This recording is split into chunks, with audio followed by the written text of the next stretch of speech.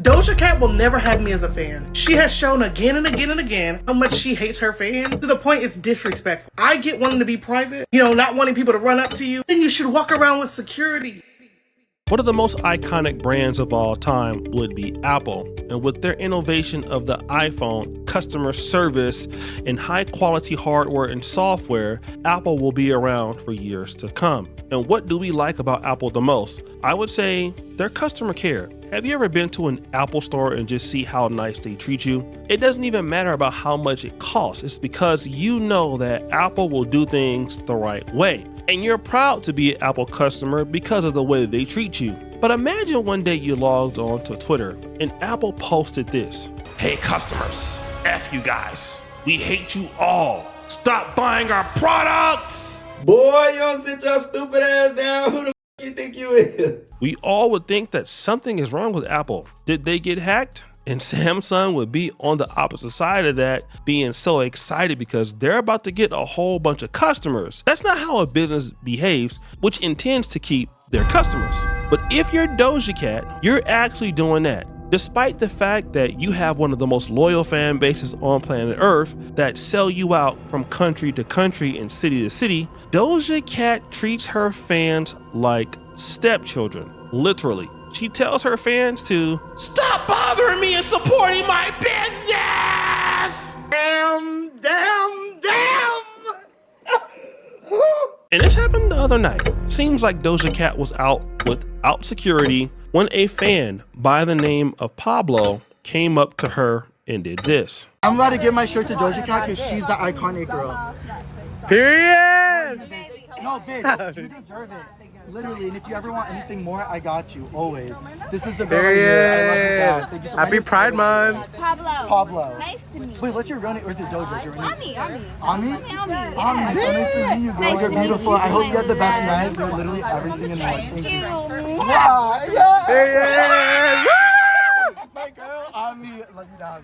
Don't say thank you. You smell great. So as you can see, it appears that Doja Cat basically accepted the shirt, and the guy, of course, he's so loving towards her, and it's obvious this is a gay man. He's not a man that's trying to get with her or anything like that. He's just a fan that's showing his appreciation for Doja Cat. Now, me as a Z-list celebrity, I come across people all the time. I was recently in Nairobi and people always recognize me. I get recognized almost everywhere, and I do my best to talk to everybody. But yeah, people will come up to you in very uncomfortable situations when you don't want to talk. They'll interrupt your meals. Some folks will come over and say, hey bro, are you O'Shea Duke Jackson?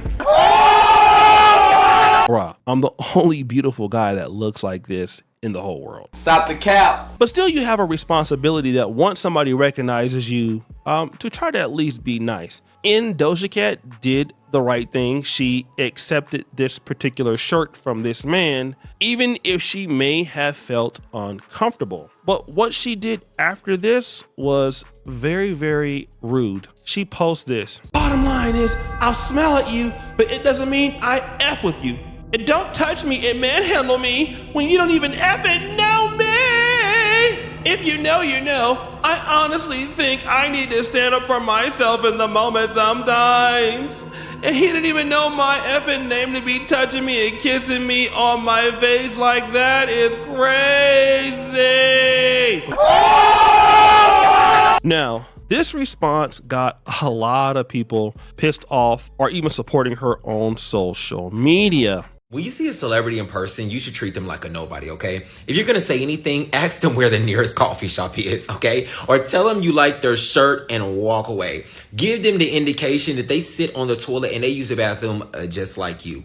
Okay, because this Doja Cat situation where she's in the video and the fans in the video and then he's like, I love you. And she's like, I love you. And it seems like such a positive interaction. And then days later, she tweets that he was musty and that he manhandled her. And I watched the video. And yes, he seemed to be a little obnoxious. But girl, you're walking around LA. You have a full beat of makeup on. And it appears as if you don't have a security guard. And you're Doja Cat. You look like you're Doja Cat. People can clearly see you're Doja Cat. And you're shocked that this boy's running up to you telling you he loves you? Like, come on. And people are even supporting her. I never thought that I would be coming to Doja Cat's defense, but here I am. I actually don't think that Doja Cat was weird for the whole t-shirt situation. If y'all watched the clip, you could see that Doja Cat seemed uncomfortable by being touched by this person who was very excited to see her. And is it so unfathomable to think that maybe in that moment she performed like she was comfortable? You know, maybe also the idea that she was being filmed in that moment added more pressure to her performance to make it seem like she was comfortable. But I don't think that people should go around physically touching someone like that. Well, wait, there's more. So, you know, I feel bad for him because now she's spinning a whole narrative. She didn't have to go about it the way she did. If she was uncomfortable and she didn't want to be touched, she has that right as a person in general. But she definitely could have gone about it in a different way. So she should have definitely taken more accountability on her part. But I don't really feel as bad because to me, a lot of people that are still supporting her, they have to be people who don't respect boundaries as much, because isn't that what the fuck she said? Now, this guy by the name of Pablo, he has responded to the whole thing. Hi guys, I was just at a party and I got informed that Doja said some shit about me on Twitter. I just want to clear this up because it hurts, because I loved her. I watched her at Coachella. I've never claimed to be the biggest fan, but I really stand her and I think what her work is amazing. I just think it's crazy because she's the one at this event that was being so nice, and she pointed out my shirt, and I said, and I like that. And then when I went outside and she was outside, I was like, girl, you'd be the perfect girl for my Pride collection. And she said, what do you mean, what Pride collection? I said, oh, I released this t-shirt, blah, blah, blah. I'd love to give you one. She said, I'd want one right now. And I said, oh, I could give this one to you. She said, no way, you're not going to give this to me. And that's when the video started, and she was being so sweet and amazing, and I thought that's what it was. And now, guys, she's on Twitter saying she threw that musty shirt away. She's saying that I didn't know her name, that I manhandled her, all this stuff. I understand, guys, if I was being like too nice or whatever, I will take full accountability. I'm gay. I would never want to make her feel uncomfortable. She's so iconic. I have only been saying the nicest things about her. She's the sweetest celebrity. She made me feel so seen. She said, Ami, I thought she was nice. I mean, I don't know what's going on. I don't know if this is for publicity or for whatever, guys, but I would have never wanted to make her uncomfortable. I would have never even filmed if she didn't say yes. Guys, that video that we filmed was after everything, and I don't want to be that guy that comes on emotional or whatever, but I feel like I'm always the butt of the joke. Like, why am I the punching bag, bro? Like, literally, like, nothing happened other than her liking my shirt. I offered it to give it to her. She doesn't have to keep it. She doesn't have to do whatever, but she was obviously down. Like, and I understand she has to set her boundaries. She's a celebrity. I'm not. I will never understand that. So I value that and I appreciate it and I get that. But for me, guys, I'm a normal ass person that's at a bar, meets Doja Cat. I just released my clothing drop for Pride, and I just offered to give her one, and she said, oh, I want one right now. So I had the size. I was like, here, take it. I apologize if I did anything wrong at all. But guys, I'm a human being too. And honestly, this just shows me, I guess, that maybe not everybody's who they show in person. I would have never said anything other than she's the sweetest girl ever. But I guess she went on a whole tweet rant about me. I never claimed to have it all laid out, to know what I'm doing. Like, I'm just at a bar, released a clothing drop. Doja was being very sweet to me. And also, guys, I know I didn't know her first name. I'm so sorry. I never claimed to be the biggest fan ever. I just respect her a lot for her work. I've listened to her music so many times. I met her 4.5 years ago at the VMAs, and I was like gagged.